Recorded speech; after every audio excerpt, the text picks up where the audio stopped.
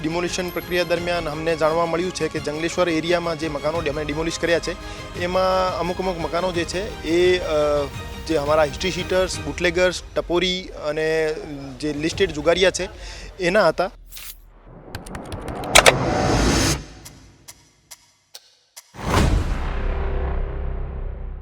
રાજકોટ જંગલેશ્વરના ડિમોલેશનને લઈને મોટા સમાચાર સામે આવી રહ્યા છે। રાજકોટ પોલીસની તપાસમાં મોટા ખુલાસા થયા છે। રાજકોટના નામચીન હિસ્ટ્રી સીટરો અહીંયા મકાનો ભાડે દેતા હતા અને કુખ્યાત ગુનેગારો હતા। હાલ તેઓ જેલમાં છે, કેટલાક બહાર છે। આવા હિસ્ટ્રી સીટરો અહીંયા મકાન ભાડે દેતા હતા, વેચતા હતા, તેનું કૌભાંડ છે તે સામે આવ્યું છે। ડીસીપી ક્રાઇમ જગદીશ બાંગરો સાહેબ આપણી સાથે છે। સર, હિસ્ટ્રી સીટરો અહીંયા મકાન ભાડે દેતા, વેચતા હતા તેવો ખુલાસો થયો છે। કોના કોના મકાનો હતા અને કેટલી વિગતો સામે આવી છે? ભક્તિનગર વિસ્તારમાં જે ડિમોલિશનની પ્રક્રિયા ચાલી રહી છે એ ભક્તિનગરમાં ડિમોલિશન પ્રક્રિયા દરમિયાન અમને જાણવા મળ્યું છે કે જંગલેશ્વર એરિયામાં જે મકાનો અમે ડિમોલિશ કર્યા છે એમાં અમુક મકાનો જે છે એ જે અમારા હિસ્ટ્રી સીટર્સ, બુટલેગર્સ, ટપોરી અને જે લિસ્ટેડ જુગારિયા છે એના હતા। जैसे एग्जाम्पल रूपे बात करिए तो रहमत उर्फे रमा जुनेजा नामनी आरोपी है एना ऊपर 19 गुना दाखल थयेला है। एने जेमां गांजो वेचवानुं, ड्रग्स वेचवाना अने जुगाરના गुना शामिल है। एना 3 मकानो हता जे खूब ज आलिशान मकानो हता अने 48 ओरडीओ हती जे भाड़े ए आपती हती। आ सिवाय समीर उर्फे मरगो नामनो आरोपी है, एमना ऊपर 14 गुना दाखल थयेला हता। ए हाल गुस्सी टोकमां जेल हवाले है।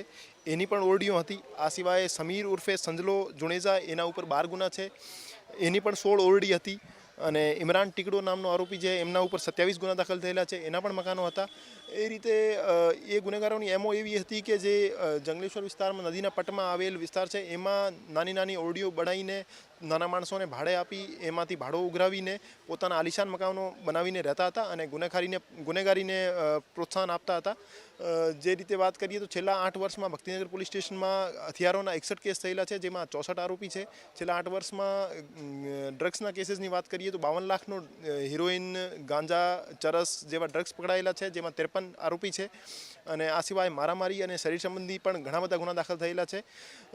તો એ ગુનેગારોની પણ આર્થિક રૂપે કમર તૂટવામાં આ ડિમોલિશન મોટી ભૂમિકા અદા કરશે અને એ ઓરડીઓ અને એના મકાનો ડિમોલિશ થઈ જવાથી ગુનાખોરી પર નિયંત્રણ લાવવામાં રાજકોટ શહેર પોલીસને મદદ મળશે।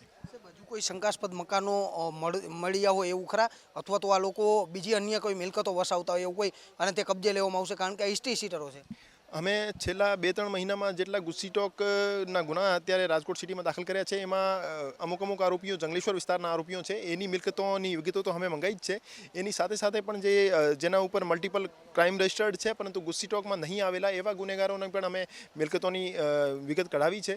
અને વચ્ચે માનનીય ડેપ્યુટી સીએમ સરની સૂચનાથી અસામાજિક તત્વોની જે યાદી બનાવવામાં આવેલી હતી એમાં પણ જંગલેશ્વર વિસ્તારમાં અમુક ડિમોલિશન થયા હતા। તો એ રીતે અમે ગુનેગારોની મિલકતો આઈડેન્ટિફાઈ કરી અને ડિમોલિશન કરવાની પ્રક્રિયા આગળ પણ ચાલુ રાખીશું અને જેના કારણે જે ગુનેગાર છે એની આર્થિક રૂપે કમર તૂટે અને ગુનાખોરી પર અંકુશ આવે। ચોક્કસથી હતા ડીસીપી ક્રાઇમ જગદીશ બાંગરવા સાહેબ। તેઓએ કીધું કે એમની તપાસ દરમિયાન મોટા ખુલાસા છે તે થયા છે અને રાજકોટના જે જંગલેશ્વર વિસ્તારમાં આ હિસ્ટ્રી સીટરો પોતાના મકાનો ભાડે દેતા હતા, પોતાના કુખ્યાત ધંધાઓ દારૂ, ડ્રગ્સથી લઈને જે ગેરપ્રવૃત્તિઓ છે તે ચલાવતા હતા તેવો ખુલાસો છે તે અત્યારે થયો છે।